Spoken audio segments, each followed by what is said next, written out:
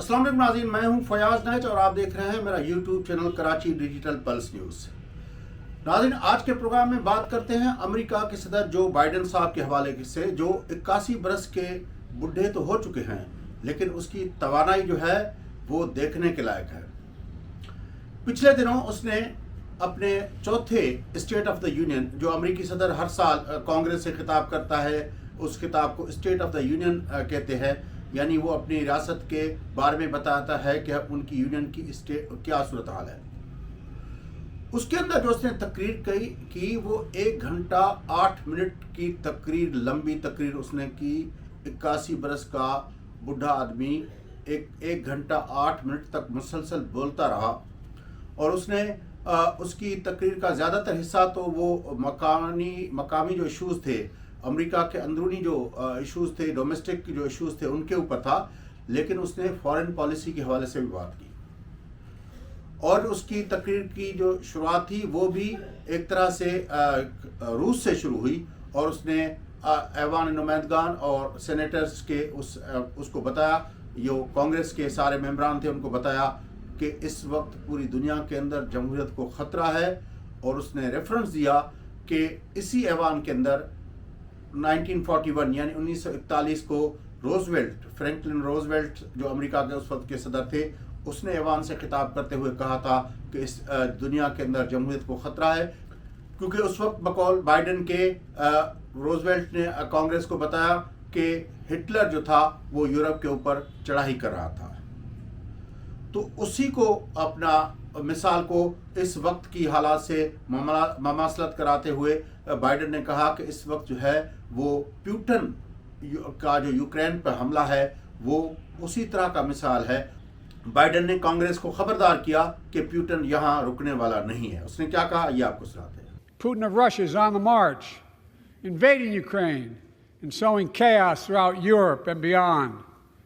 If anybody in this room thinks Putin will stop at Ukraine, I assure you he will not.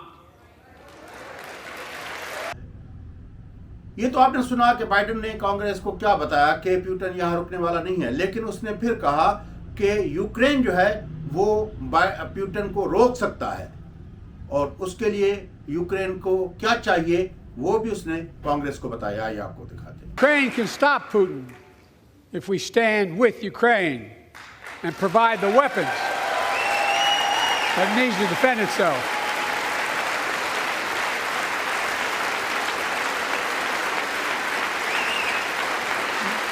That is all.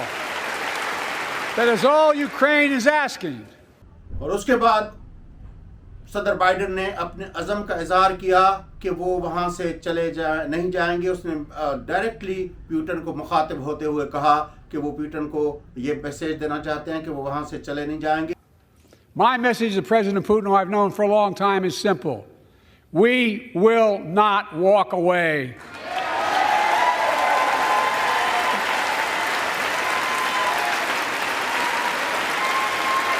We will not bow down.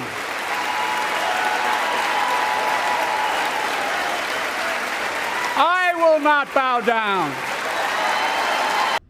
जी नाज़रीन, ये तो आपने सुना जो सदर Biden ने रूस के बारे में कहा, लेकिन सदर बाइडेन का लामहला जो था वो नुक्ता अपना जो मरकज़ था वो चीन भी था। चीन के बारे में उसने कहा कि लोग कहते हैं कि चीन तरक्की कर रहा है और चीन आगे जा रहा है और अमेरिका पीछे जा रहा है, लेकिन सदर बाइडेन ने कांग्रेस को बताया कि इस तरह की कोई सूरत हाल नहीं है। और फिर उसने स्टेटिस्टिक दिए कि किस तरह उसके 4 साल दौर के अंदर चीन जो है वो नीचे जा रहा है और अमेरिका ऊपर जा रहा है। बाइडेन साहब ने क्या कहा, आपको सुनाते हैं।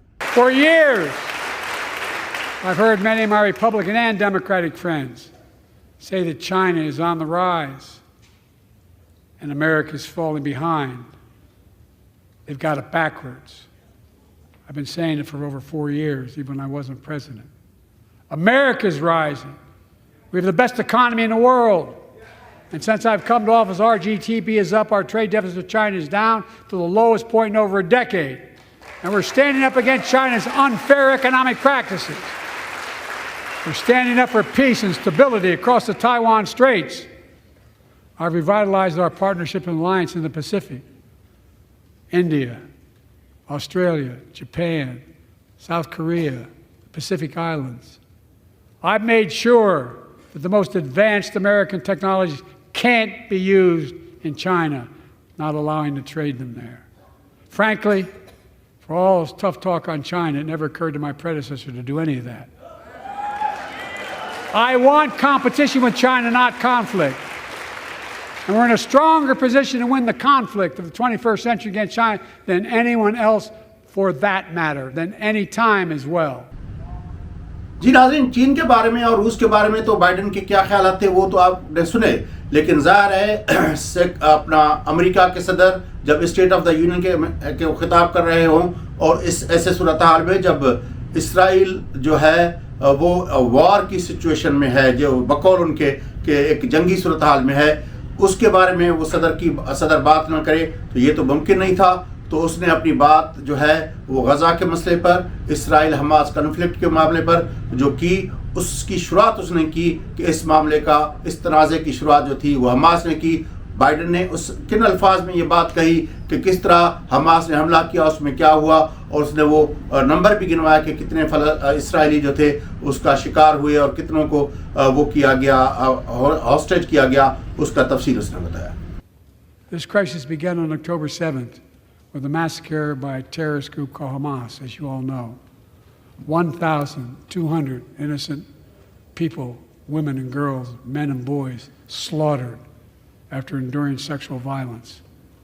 The deadliest day for the Jewish people since the Holocaust. And 250 hostages taken. जी नाज़रीन, ये तो अब सदर बाइडेन ने बताया कि जो इसराइल के नुकसान हुए, लेकिन उसके जवाब में जो इसराइल ने बम्बार्डमेंट की है उसके बारे में भी बाइडेन साहब ने तफसील से जिक्र किया और उसने कहा कि ये बहुत ख़तरनाक सूरत हाल है, ये बहुत ही दिल को दहलाने वाली सूरत हाल है, और उसने सिविल कैजुअलिटीज़ के बारे में जो फ़लस्तीनियों की शहादतें हैं उनका भी तफसील के साथ जिक्र किया। More than 30,000 Palestinians have been killed, most of whom are not Hamas. Thousands and thousands of innocents, women and children, girls and boys, also orphaned. Nearly 2 million more Palestinians under bombardment or displacement. Homes destroyed, neighborhoods in rubble, cities in ruin. Families without food, water, medicine. It's heartbreaking. जी नाज़रीन, जहाँ पे फ़लस्तीनियों के शहीद होने वाले फ़लस्तीनी औरतों, बच्चों और सिविलियंस का उसने जिक्र किया, वहाँ पे उसने फ़लस्तीन को वहाँ पे उसने इसराइल को याद दिलाया कि इसराइल का ये काम है कि वो भले अपना हमास के पीछे जाए, लेकिन सिविलियन कैजुअलिटीज़ को रोकना और वो भी उसकी जिम्मेदारी में आता है। Israel has the right to go after Hamas. Israel also has a fundamental responsibility, though, to protect innocent civilians in Gaza. And Israel must do its part. Israel must allow more aid into Gaza to ensure humanitarian workers aren't caught in the crossfire. And they're announcing they're going to have a crossing in northern Gaza.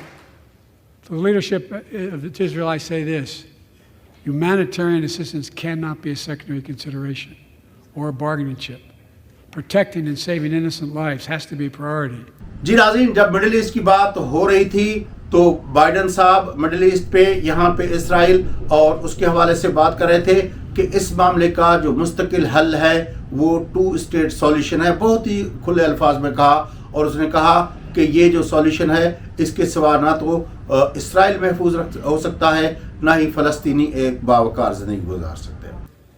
As we look to the future, the only real solution to the situation is a 2-state solution over time. But there is no other path that guarantees Israel's security and democracy. There is no other path that guarantees that Palestinians can live in peace with peace and dignity. जी नाज़रीन, ये तो middle east के बारे में जब बात कर रहे थे तो गज़ा पे उनका फोकस था, और ये तो सब जानते थे कि गज़ा पे बात करते हुए वो लाजमन अपना ईरान की तरफ जाएंगे, क्योंकि ईरान के अंदर जो उनको चैलेंज है, और ख़ास तौर पर जो हूथी बागी है जिनके बारे में रिसेंटली रेड सी के अंदर जो है वो झड़पें भी हुई हैं, उसके बारे में भी उसने काफ़ी तफसील से बात की। Creating stability in the Middle East also means containing the threat posed by Iran. That's why I built a coalition of more than a dozen countries to defend international shipping and freedom of navigation in the Red Sea. I've ordered strikes to degrade the Houthi capability and defend U.S. forces in the region. As Commander-in-Chief, I will not hesitate to direct further measures to protect our people and our military personnel. तो ये अमेरिकी सदर की जो चौथी यानी अपने मुद्दत की आखिरी स्टेट ऑफ द यूनियन जो उसका खिताब था, उसकी जो फॉरेन पॉलिसी थी उसमें रूस था, उसमें चीन था, उसमें जो है गजा थी और उसमें ईरान था। बाकी उसकी फॉरेन पॉलिसी के अंदर कोई और मुल्क नहीं थे जिनके बारे में वो तज़किरा करते, यानी वही सारी सूरत हाल थी वो जो जंग के बारे में थी। बहरहाल अमेरिकी सदर का ये आखिरी स्टेट ऑफ द यूनियन था क्योंकि नवंबर में उसको एक नए इलेक्शन में जाना है। अब देखना है कि अमेरिका के अवाम जो है वो अपना दूसरी मरतबा बाइडन को इलेक्ट करते हैं या फिर ट्रंप साहब आते हैं। ये तो फैसला अमेरिकी अवाम को ही करना है। बहरहाल स्टेट ऑफ द यूनियन के अंदर 4 मुल्कों के बारे में जो जिक्र था वो आपको सुनाया, और लेकिन हम अगले अपने प्रोग्राम के अंदर अमेरिकी सदर की जो डोमेस्टिक पॉलिसीज थे उसके हवाले से जो उसने अपने चौथे यानी आखिरी साल के स्टेट ऑफ यूनियन में जो कहा वो भी आपको सुनाएंगे। आज के लिए इतना ही। हमारा चैनल देखते रहिए, सब्सक्राइब कीजिए, शेयर कीजिए और हमारे साथ जुड़े रहें।